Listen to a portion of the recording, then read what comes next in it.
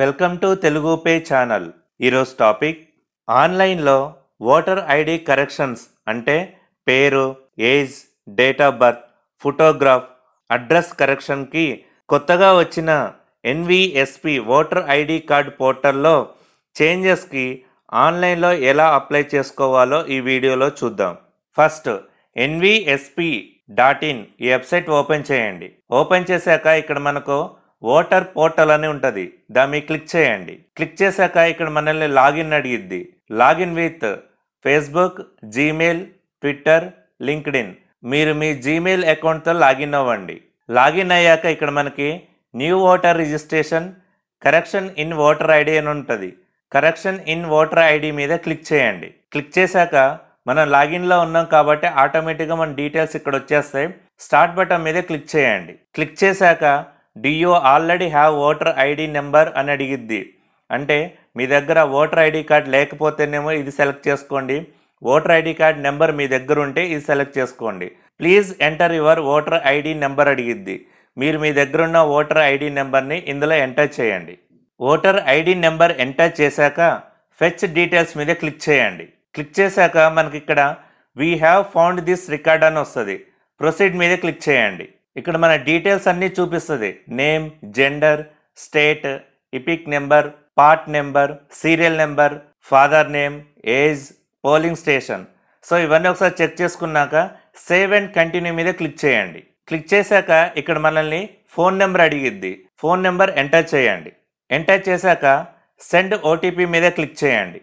మీరు ఇచ్చిన మొబైల్ నెంబర్కి ఓటీపీ వస్తుంది. ఓటీపీని ఎంటర్ చేశాక వెరిఫై మీద క్లిక్ చేయండి. క్లిక్ చేశాక మనకి ఇక్కడ చేంజెస్కి అంటే మనం ఏదైతే చేంజ్ చేయాలనుకుంటామో అవి ఇక్కడ 8 ఆప్షన్లు వస్తాయి.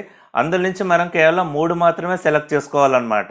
అంటే name, relative, age, date of birth, relation, gender, address correction, photograph, voter ID in new format.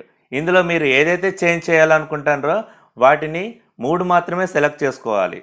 అంటే name, age and date of birth, photograph.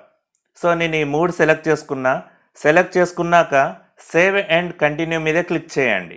Click చేశాక ఇక్కడ మనల్ని enter the name, enter the sir name అని ఇక్కడ అడిగిద్ది అనమాట. అంటే మీ name ఎలా అయితే చేంజ్ చేసుకోవాలనుకుంటారో ఆ నేమ్ని ఇక్కడ ఎంటర్ చేయాలి.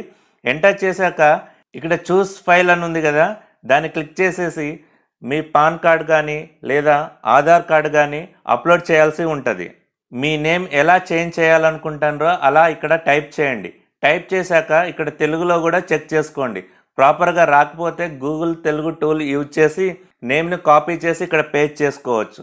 నెక్స్ట్ నేమ్ ప్రూఫ్కి ఇక్కడ మనం పాన్ కార్డ్ కానీ లేదా ఆధార్ కార్డు కానీ ఫైల్ అప్లోడ్ చేయాల్సి ఉంటుంది.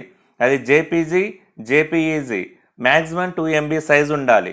సో చూస్ ఫైల్ మీద క్లిక్ చేసి మీరు మీ డాక్యుమెంట్ని సెలెక్ట్ చేసుకోండి. Next age or date of birth. So ఇందులో మీ ఏజ్ ప్రాపర్గా లేకపోతే మాత్రం మీ ఐడి కార్డు మీద age and date of birth so దీంట్లో ఎంటర్ చేసేసి సపోర్టింగ్ డాక్యుమెంట్ని అప్లోడ్ చేయాల్సి ఉంటుంది.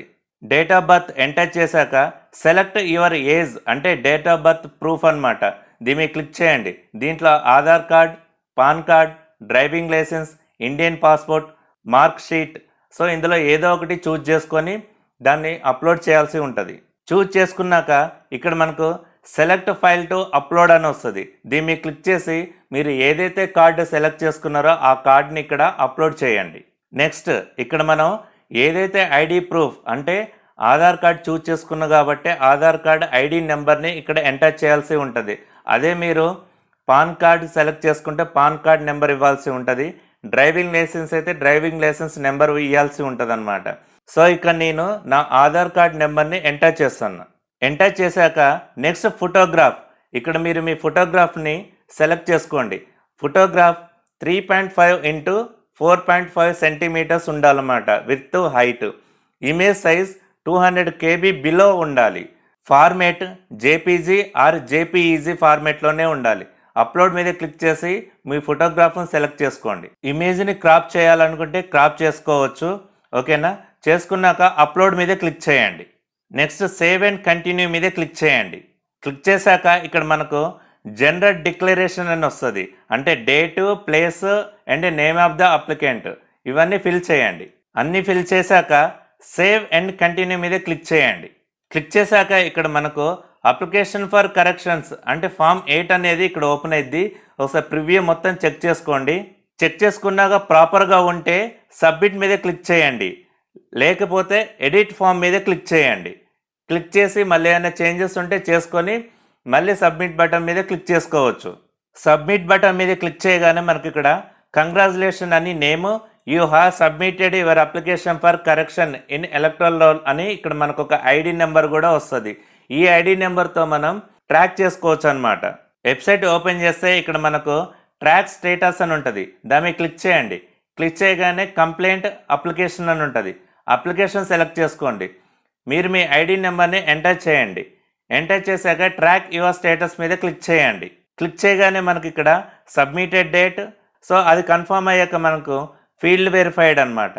సో వెరిఫికేషన్ అయిపోయాక యాక్సెప్టెడా ఆర్ రిజెక్టెడా అనేది ఇలా వచ్చేస్తుంది అనమాట. సో ఇలా మనం ఆన్లైన్లో ఓటర్ ఐడి కరెక్షన్కి అప్లై చేసుకోవచ్చు అనమాట.